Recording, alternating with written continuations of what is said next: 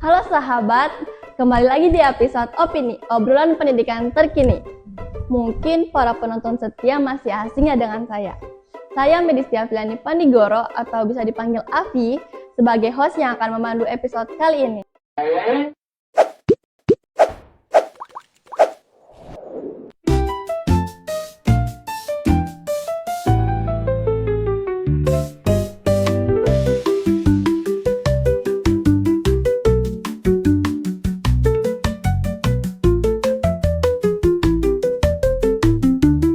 Membaca sejarah tidak hanya memerlukan buku tua saja, tetapi juga perspektif baru. Karena itulah kami mengundang dua narasumber yang luar biasa dari Universitas Negeri Gorontalo jurusan Pendidikan Sejarah.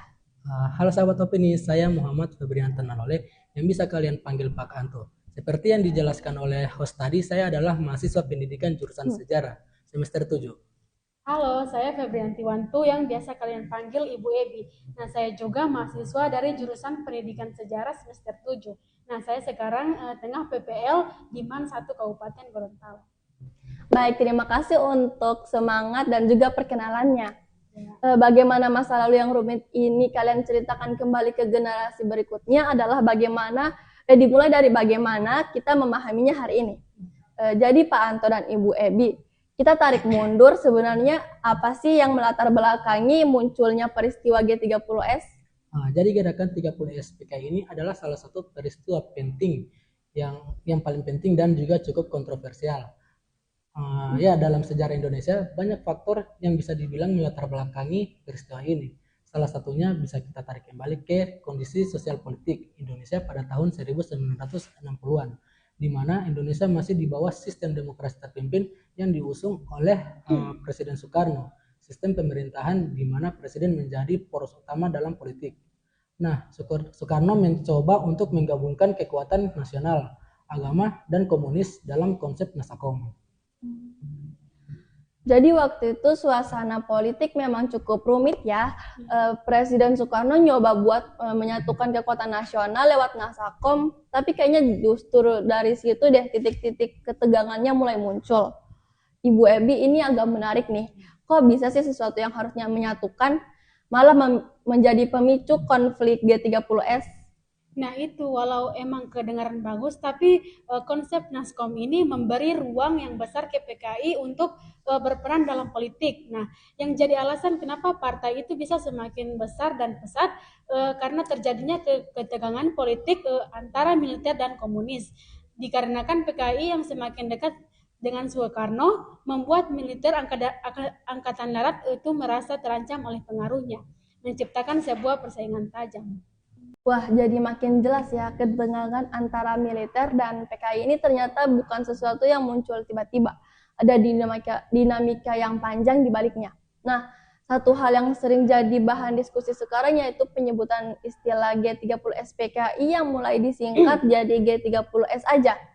Sebenarnya apa sih yang mendasari perubahan ini? Apa ada alasan khusus di balik penyederhanaan penyebutan ini? Nah ya, jadi G30 SPKI itu dipakai pada masa Orde Baru. Nah, untuk menegaskan bahwa PKI itu adalah pelakunya, sehingga istilahnya menjadi gerakan 30 SPKI. Nah, setelah masuk pada masa reformasi, masa reformasi itu dimulai sejak awal 1998 sampai dengan sekarang. Nah, setelah masuk masa reformasi muncul banyak penelitian baru sehingga istilahnya itu menjadi gerakan 30 September supaya terlalu netral, tidak langsung tertuju kepada pelakunya. Nah, saya setuju karena dari fakta yang sama kita bisa lihat kalau istilah G30 SPK ini adalah produk dari rezim Orde Baru. Rezim ini punya kepentingan sendiri untuk membangun narasi tunggal bahwa PKI itu adalah musuh negara yang harus dihancurkan. Faktanya, setelah peristiwa itu terjadi pembersihan massal yang korbannya tidak hanya PKI, tetapi orang-orang yang dituduh simpatisan, bahkan yang salah sasaran dengan menghilangkan embel-embel PKI. Kita tuh bisa berusaha kembali ke fakta peristiwa intinya dulu, sebelum dibebani oleh narasi politik yang sengaja dibangun legitimasi kekuasaan selama 32 tahun. Jadi bisa dibilang cara kita menyebut dan mengingat peristiwa ini bukan cuma soal istilah ya, tapi juga tentang bagaimana narasi ini dibentuk dan siapa yang punya kuasa untuk menyusun ceritanya. Kalau dipikir-pikir, hal ini juga masih sangat terasa dampaknya sampai sekarang ya. Pak Anto, hal-hal apa sih yang biasanya sering muncul di diskusi kelas tentang peristiwa ini? Ini menciptakan rasa takut yang cukup dalam untuk membicarakan isu-isu sensitif, apalagi yang berkaitan dengan komunisme atau kritik sosial, yang bikin kita sering masih ragu untuk mendiskusikan topik tertentu secara terbuka. Warisan tuduhan komunis atau PKI masih sering digunakan sebagai alat politik untuk menyerang lawan, bahkan sampai hari ini. Cara berpikir hitam putih dalam melihat perbedaan pendapat ini akarnya bisa dilacak dari cara peristiwa ini dinarasikan selama puluhan tahun.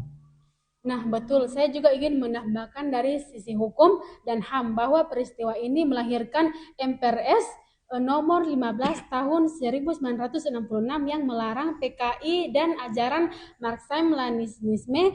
Aturan inilah yang sampai sekarang masih jadi dasar hukum untuk melarang ideologi tersebut dan sering sekali dipakai untuk membatasi kebebasan berekspresi.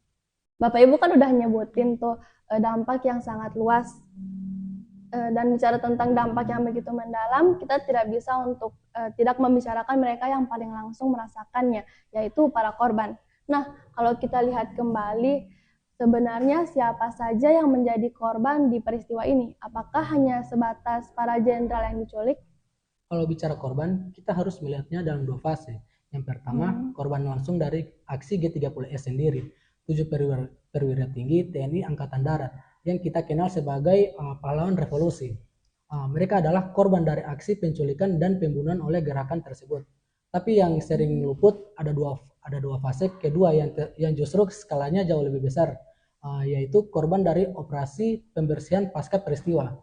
Di sini korbannya sangat luas, bukan hanya anggota PKI aktif, tapi juga simpatisan, orang-orang yang terlibat di organisasi underbau PKI seperti SOPSI, Pemuda Rakyat, Gerwani, hingga keluarga mereka, dan bahkan orang-orang yang hanya dituduh terlibat tanpa bukti yang jelas. Betul sekali. Kalau mau menambahkan dari sudut pandang yang lebih manusiawi, korban itu bukan hanya tentang angka, tapi juga tentang dampak turun-temurun yang masih dirasakan sampai sekarang. Selain korban jiwa, ada juga korban hidup yang menderita stigmatisasi sosial dan politik yang sangat panjang. Nah, mereka yang selamat dari keturunannya sering mendapat cap sebagai anak cucu PKI. Nah, yang membuat mereka sulit mendapatkan hak-haknya sebagai warga negara, seperti sulitnya mengurus administrasi kewargaan atau bahkan dijauhi dalam pergaulan sosial. Oke. Baik, terima kasih untuk penjelasannya. Dari diskusi kita kali ini bisa dilihat dengan jelas bahwa belajar dari peristiwa sejarah seperti ini bukan tentang hanya mencari siapa yang salah, tetapi memahami kompleksitasnya, mengenang setiap korban dengan hormat, dan juga mengambil pelajaran terpenting agar kita tidak mengulangi kesalahan yang sama di masa depan. Sebagai generasi muda yang akan meneruskan estafet bangsa, pelajaran apa yang paling berharga yang bisa kita ambil dari peristiwa kelam ini? Dan harapan seperti apa untuk cara bangsa Indonesia memandang sejarahnya ke depan? Kalau buat saya, pelajaran terbesarnya adalah bahwa sejarah itu hidup dan harus terus didialogkan.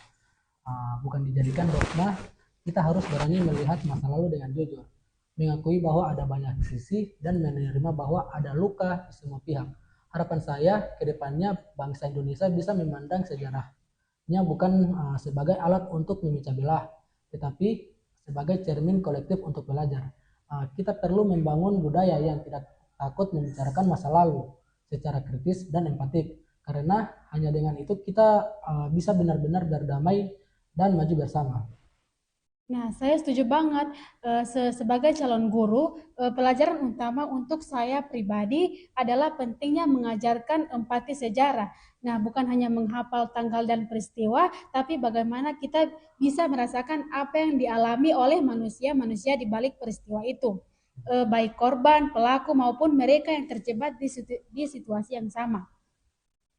Terima kasih kepada Pak Anto dan Ibu Ebi atas diskusi kita yang sangat berharga kali ini. Pesan dari kalian berdua sungguh mengena bahwa untuk mempelajari sejarah dengan kepala dingin dan hati yang terbuka adalah kunci untuk membangun Indonesia yang lebih bijaksana ke depannya. Dan untuk para pendengar opini, terima kasih telah meluangkan waktu untuk menonton. Mari kita membangun masa depan yang lebih baik dari belajar dari masa lalu. Sampai jumpa di opini berikutnya. Dadah!